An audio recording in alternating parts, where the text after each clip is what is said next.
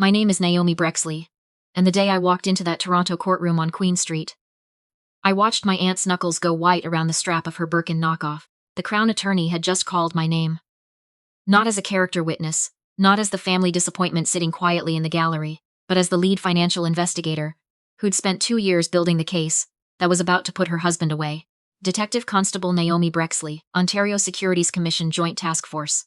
My aunt, Patrice, grabbed the edge of the pew, like the floor had opened under her. My cousin Tobias stared at me like I'd grown a second head, and Uncle Desmond, the man who'd spent 6 years telling anyone within earshot that I was the one, Brexley, who'd never amount to anything, just sat there at the defense table in his tailored navy suit, going the color of old snow. I'd waited 2 years for that exact moment. Let me take you back to where it actually started, because nothing about that courtroom moment makes sense without it. It was Thanksgiving. The Canadian one, second Monday of October, 4 years before that day in court.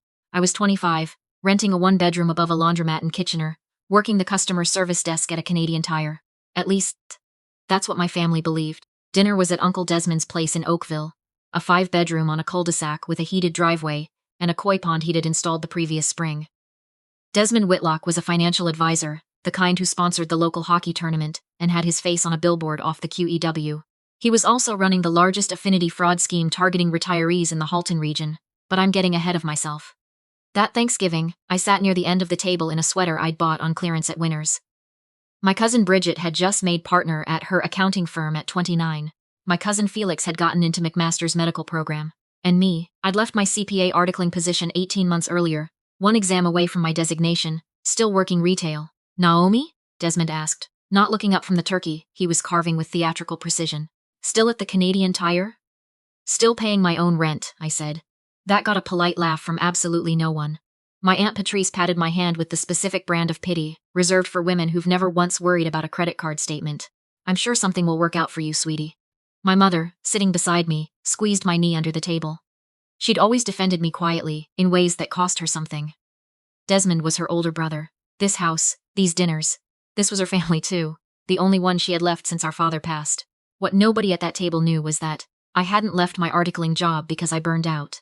I'd left because of something I found while doing the books for one of the firm's smaller clients, a private wealth management fund that wasn't registered the way it should have been, with returns that were suspiciously, mathematically consistent, regardless of what the markets were actually doing. The fund's administrative paperwork had a familiar name buried in the numbered company structure.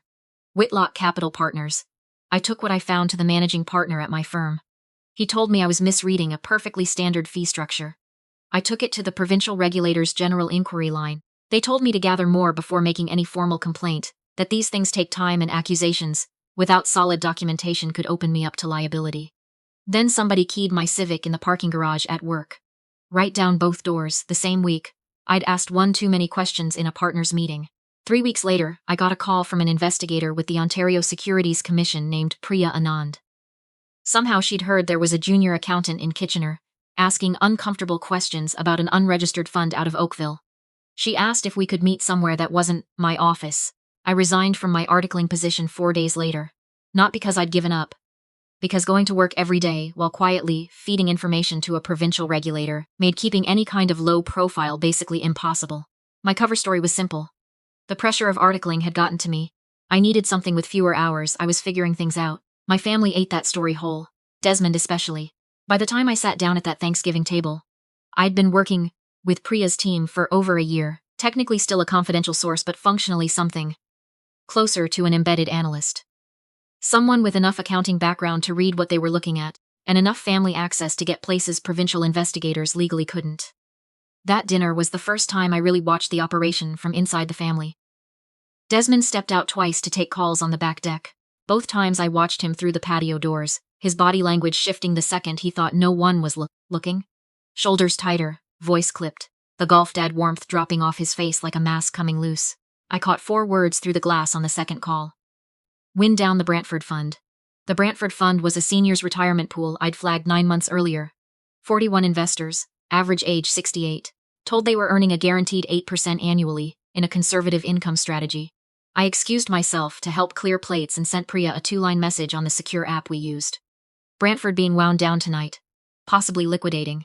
Her reply came back in under a minute. We see it, don't react. Stay at the table. After dinner, While everyone drifted to the great room for pie, Desmond cornered me in the hallway by the powder room. "You know, Naomi, I've been thinking about you," he said in that tone that made generosity sound like a sentence being handed down.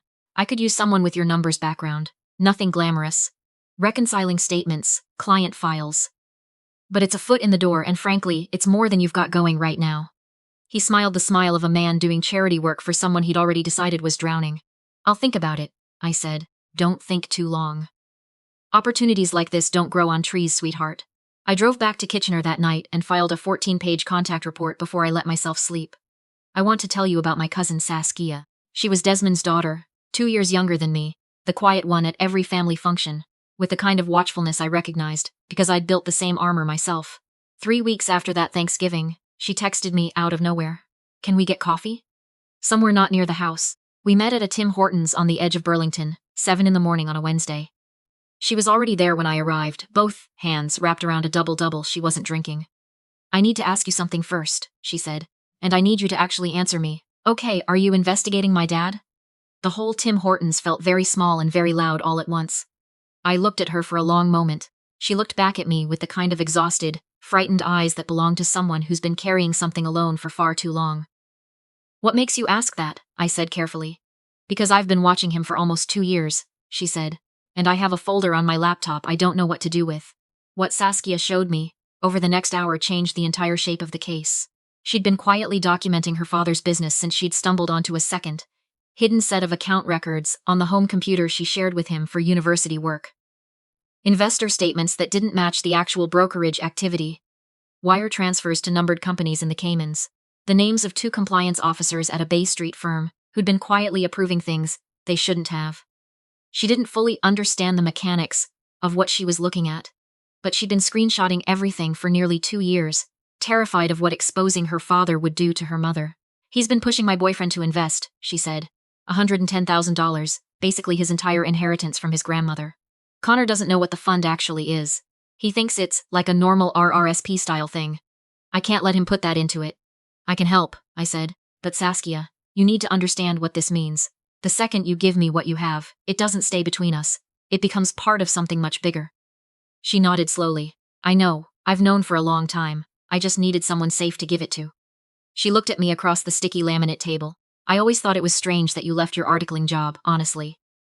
You were the sharpest one in the family by a mile. Dad made fun of you constantly, but I noticed he never let you get too close to the business either, like he was keeping distance from you on purpose." "People underestimate what they've decided to dismiss," I said. "I'll skip past the parts that took the longest, because patience isn't what makes a story worth telling. What I'll tell you is this. Desmond Whitlock had been running an affinity fraud scheme for 9 years, mostly targeting retirees and recent widows in the Halton Peel corridor. Many of them connected through the same Anglican parish he was a warden at. He'd recruited 2 compliance officers willing to look away, a friendly auditor, and he laundered a meaningful chunk of the proceeds through a youth hockey foundation that had his name on the arena banner. His wife, Patrice, ran the foundation's books. Not knowingly, Priya's team confirmed that early on, but Desmond had been signing her name to documents she'd never actually read. In the final year before the arrests, he'd also started quietly pulling my mother in. Not directly, subtly. Her small home staging business had recently lost 2 contracts to a competitor, and Desmond generously offered her staging work on several of his fund's properties. Legitimate-looking invoices. Reasonable pay. The properties were fraudulent assets purchased with investor money. My mother was unknowingly helping launder funds through staging invoices. When I found that out, I sat in my Civic outside the OC's downtown office for almost 20 minutes before I could make myself go in. The takedown happened on a Tuesday in February, 4 jurisdictions. 14 people including 2 compliance officers and the auditor. Desmond was picked up leaving a Rotary Club breakfast at a hotel near the airport. I wasn't there for the arrest. I was already in the courthouse getting fitted with a recording device for what would become the first of 9 days of testimony. Desmond's lawyer tried the obvious angles. I was bitter. I was a failed accountant manufacturing a vendetta out of professional jealousy and years of family resentment. I'd fabricated documents to settle a personal score. He used the word grudge 11 times in his opening cross-examination. I counted, the way I count everything. What he couldn't explain away was 2 years of documented transactions, 2 cooperating witnesses from inside the operation, Saskia's 2 years of screenshots, and a financial trail Priya's team had reconstructed down to individual wire timestamps. Desmond was convicted on 19 counts under the Securities Act and the Criminal Code. Patrice was granted immunity in exchange for her testimony and full cooperation. She hadn't known what her signature had been used for. She filed for divorce a week after the verdict came down. The Hockey Foundation was dissolved. Every traceable dollar ordered returned to investors where possible. My mother's staging business was investigated, cleared completely, and her name formally severed from any association with the fraud. She cried on the phone when Priya called to tell her. She didn't fully understand what I'd been doing for 2 years until that exact call. None of them did. The hardest moment wasn't the testimony. It wasn't even watching Desmond's face when the verdict was read out. It was Saskia, in the hallway outside the courtroom afterward, standing very still with her arms wrapped around herself. I put my hand on her shoulder and she leaned into me and cried for a long time without making any sound at all. "Did we do the right thing?" she asked eventually. I thought about what the answer was supposed to sound like. Clean, certain, the kind of thing that holds up under pressure. "We did the necessary thing," I said.